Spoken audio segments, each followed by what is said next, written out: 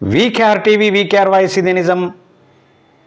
ఆక్రమణలే కొంప ముంచినాయి అంటే నిజంగా ఆక్రమణలు అంటే అక్రమ కట్టడాలు మాత్రం ప్రజలు చేయలేదు వాస్తవానికి.